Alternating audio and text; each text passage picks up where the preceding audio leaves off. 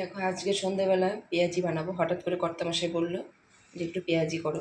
তো আমি সঙ্গে সঙ্গে 4টে পেঁয়াজ ছুলে নিলাম, ছোটো ছোটোই।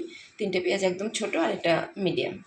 আর তার সঙ্গে আছে রসুন, আদা, কাঁচা লঙ্কা। চলো ওইগুলোকে আমি কেটে নিই।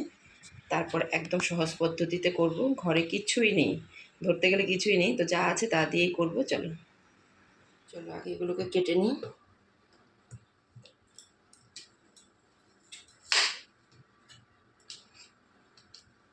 আর পেঁয়াজের জন্য সেরকম ছোট ছোট করতে হয় না, মিডিয়াম করলেই হয়ে যায়।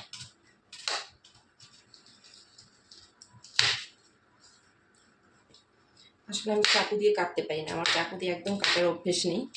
তাও আমি কয়েকদিন থেকে চাকু দিয়ে চেষ্টা করছি, সেরকম ভালো হয় না আমার কাটা, তবুও কাটছি। খুব মোটাও করব না, খুব পাতলাও করবো না, মিডিয়াম।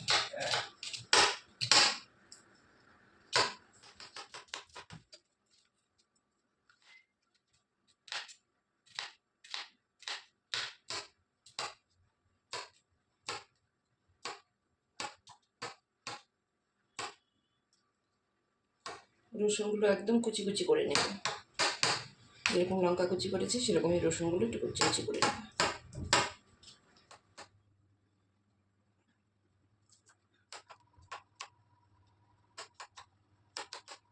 আমার সবটাই কুচনো হয়ে গেল, আমি এর মধ্যে সব দিয়ে দিব, একসঙ্গে বাটির মধ্যে সব দিয়ে দিলাম। তো আমি এর মধ্যে এখন নুন দিয়ে দিলাম, দিয়ে এটাকে আমি শুধু এভাবেই মাখিয়ে রাখবো, মানে জল টল কিচ্ছু দিব না। আর নুনটা দেওয়া হয়ে গেলে তারপর পেঁয়াজগুলো একটু নরম হয়ে যাবে।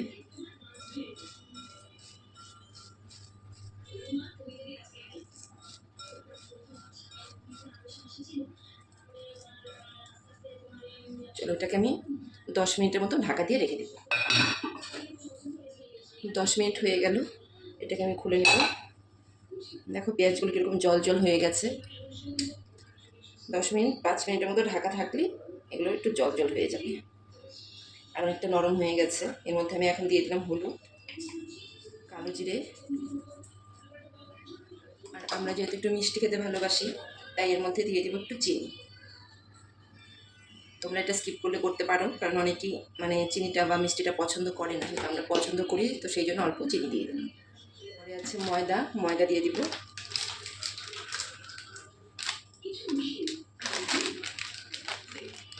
আমার কাছে ঘরে চালের গুঁড়ো নেই, তাই আমি দিয়ে দেবো একটু আটা। এর মধ্যে দিয়ে দেবো একটু বেকিং পাউডার। বেকিং পাউডারটা দিলে ফুলে ফুলে উঠবে। বেকিং সোডা তো মচমচে হবে। আর এর মধ্যে দিয়ে দেবো একটু চিলি ফ্লেক্স, সামান্য চিলি ফ্লেক্সটা দিয়ে দেবো। চিলি ফ্লেক্সটা দিলে কী হবে, একটু ঝাল ঝাল হবে। একদমই অল্প দিলাম। সমস্ত উপকরণ আমার দেওয়া হয়ে গেছে, তো এটার মধ্যে যেহেতু জল দিব না, আমি এটাকে এখন একটু মাখাবো। পেঁয়াজের যে জলটা মানে উঠেছে, গায়ের থেকে ছেড়েছে, সেই জলটা দিয়ে এটা মাখানো হয়ে যাবে, নরম হয়ে যাচ্ছে। এটা আমার মাখা হয়ে গেছে। এখন এটাকে আর কিছুক্ষণ এই 2-3 মিনিটের মতো একটু ঢেকে রেখে দিব, ততক্ষণে আমার তেলটা এদিকে গরম করে নেব। তো এখানে আমি তেলটা বসিয়েছি, তেলটা গরম হয়ে গেছে, আর ওখানে বসিয়েছি চা। এদিকে ভাজা হবে আর ওদিকে চাটা হয়ে যাবে। দেখা যাক কীরকম হয়, বেশ আঠা আঠা মনে হচ্ছে। চালের গুঁড়ো হলে ভালো হয়, কিন্তু চালের গুঁড়ো যেহেতু আমার কাছে নেই, তো সেই জন্য আমি আটা দিয়ে দিলাম।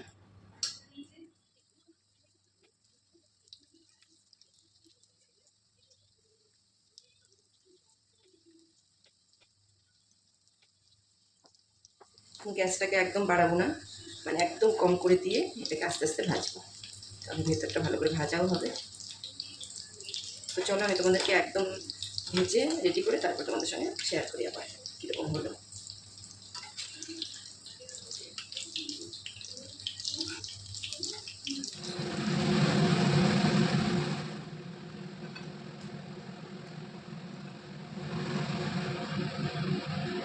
ঘরে মানে যাই করি না কেন, কিছু না কিছু কম বেশি আমি সব কিছুই মানে বাড়িতে সকলের ঘরে দেওয়ার চেষ্টা করি।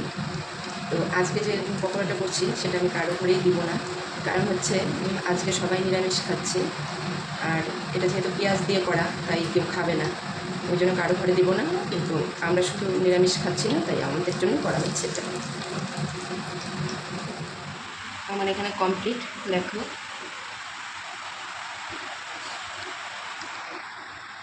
দেখতে ভালোই হয়েছে, জানি না এখন খেতে কীরকম হবে।